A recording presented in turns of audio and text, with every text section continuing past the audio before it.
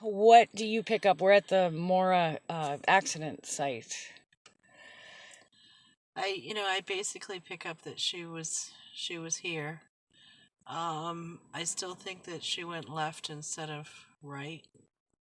So you think she did leave the Yep. site?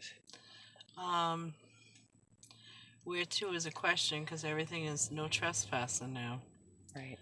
So it's not like we can just walk up the road and see if we pick up anything from there. But I definitely feel it's in this area. Okay, so you feel like whatever foul play happened Yep. happened here. Whether she like hid from a car and then continued on, or whether she actually got picked up here. Yeah. Yeah. Do you think she went down that access road by the barn? Is that what you think? Or do you think she went straight down I think 112? she went up that hill. Okay. All right. Yep. Okay. Thank you. Other A-frame, and I don't know if this is where the dogs went either, but the last time I was here I felt like somebody was watching me from here. It appears to be empty right now. I don't know, but I will put a bunch of clips together and we'll see what we got. Okay. Hi guys, I'm here at the site of Maura Murray where she crashed. I just went into the woods a little bit deeper. I'm not seeing anything. I thought maybe I could find something. I don't know if she went directly into the woods from the accident site. I was just hoping to pick up something or to see something, but nothing. So I'm going to head back out towards the road. I'm here with one of my students, Theta, and I'll introduce you to her in just 1 second. If I can find my way back out to the road. People leave beer cans. This isn't where we found the duct tape, though. The duct tape was found on the other side of the street.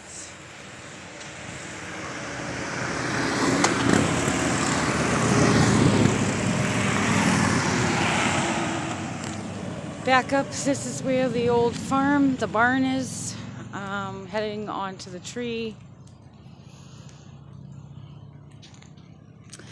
This is Theta. Say hi to the camera, Theta. Hello. So this is the accident site, the actual accident site. And I didn't see anything back in the woods, but that doesn't mean it's not there. Okay, and I will be right back.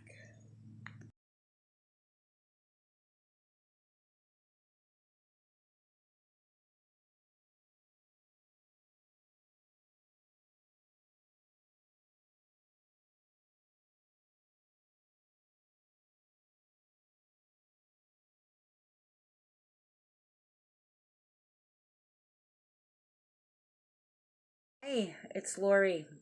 As you see from the video, today is I believe it's August 17th, and myself and one of my students, Theta, took a ride to Haverhill, New Hampshire at the accident site of Maura Murray. Maura was in an accident February 9th, 2004. I believe it's February 9th. I could be wrong on that, but it was 2004. She was in an accident and she disappeared from the accident scene, and nobody's seen or heard from her since. A lot of people on the internet are really working on this and trying to find out answers for the family. I know that a lot of people have different opinions. We went up there just to try to see if we could feel anything. For those of you that don't know, I help out with a lot of missing persons or unsolved crime cases. It's something that I try to do to help people out. It's part of my job, but it's not a paid part of my job. If you need help with that, all I ask for is that my expenses are paid if I have to travel or anything. I don't get paid for this. So, and I'm not trying to get famous or anything. I want people found. and I have had some success in the past. I've helped a few families out, and thank God for that. So basically, I just tell you what I see, feel, hear, sense, whatever. So I went to the site today. This was maybe my third or fourth time going. It was Theta's first time. Theta seems to feel that whatever happened. The foul play. She does agree with me that it's foul play, and she believes that it happened close to the accident site. There were people around, neighbors around, that saw some things, but they did not see her actually leave. I believe that Maura, she was having a hard time. She was going through a tough time. She was a young woman. She was a college student from Hanson, Massachusetts. And I believe that she probably did get a little frightened when she got in the accident. There's no cell service there. At least there wasn't in 2004, and I'm sure there isn't now even. It's kind of out in the woods, but there are houses around. It's a residential area. It's not completely in the woods. And I think what probably happened is she got a little frightened. There's no cell service, and I do think she probably took off from the scene. I think when she saw headlights or whatever, she probably ducked to the side of the road.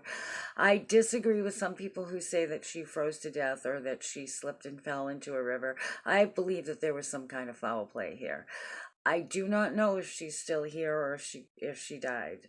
I'm not sure about that. I pray to God that she's still here, but the biggest thing I pray for is closure for the family. Bottom line is I do feel like there's foul play here. I want you to know that there's so much speculation about what's going on with Maura before and after. That doesn't matter to me except for however it pertains to this case. If it pertains to finding her, then I care about it. If not, I don't really care. I feel like we all make mistakes. We all go through hard times, especially when we're young. Gosh, even when we're old. So no judgment here. I just want her to be found.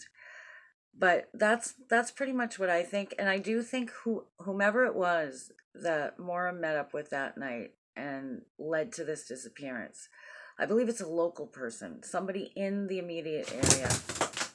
I don't believe that it's somebody up from another state or another part of the country. I believe that it's somebody local. I believe that they're well known to the town. They probably have a reputation of being, like maybe a public servant or of some sort, or in the public eye anyway. But I do feel like they've maybe fallen under suspicion before with other cases. I feel like when you meet them, him or her, they seem very harmless. They seem trustworthy. I'm not sure. I'm not sure if she's still here. Like I said, I pray to God she is. I'm going to go up again. And I did email Fred a couple years ago, and I gave him all the information that I felt for him. I'm praying for her every day. And I'm praying for all of the family, everybody that loves her, everybody that cares about it. This case it's quite interesting because there's a lot of things that don't make sense about it. But, I posted up some pictures. One interesting thing is across the street, we went down by the river. There was a sign that said no trespassing on the rock, but we just went by the river and took some pictures of the water. But we found a roll of duct tape and an old wire of some sort that was down there for so long that moss had grown over it. I don't know how old the duct tape is. I just found it very odd that there is a cord and then there's a rope not too far away with duct tape. Now, I'm not saying that's Maura's case, because that Maura's case is so old, but the duct tape's been there for quite some time, and like I said, there's moss growing over that wire, and the wire was tied in a way that it was tied around something or someone. Do you know there's 13 missing persons just in that small area right there? When you go in that area, if you have any kinds of sensitivity to energy, there is a heaviness. It's one of the most beautiful places I've ever been. The White Mountains of New Hampshire is one of my favorite places in the world. I love it. It has such a great energy. You can feel the energy. You can feel refreshed. When you go around this area, it's definitely a heaviness. It's almost as if there's negativity everywhere. I wouldn't feel comfortable staying there by myself. And I do a lot of stuff by myself, and I wouldn't feel comfortable there. It's got like a negative energy to it, a negative vibe. But it's beautiful. On the outside, it's beautiful. If you don't have any sensitivity to energy, you might not feel it. But anybody that does has said the same thing. It's got kind of an eerie feeling. In fact, when I get in that area, I get like a pit in my stomach, which usually tells me something's up. So anyway, yes, do I think there's foul play? Yes, I do. Do I think that she had just an accident and met an unfortunate fate? No. I don't believe that it was an accident. I don't believe that she froze to death. I don't believe that she fell in the water. I believe that she met up with someone that caused her harm.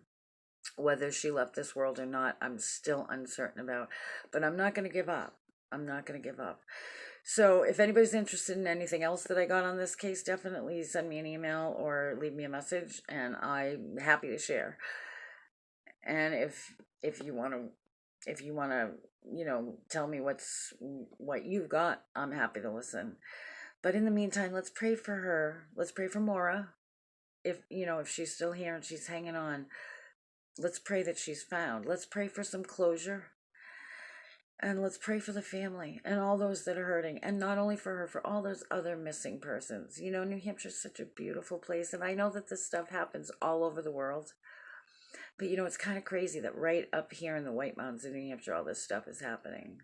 You know, it's a shame. It's really a shame. But I do think it's a local. I absolutely think it's a local.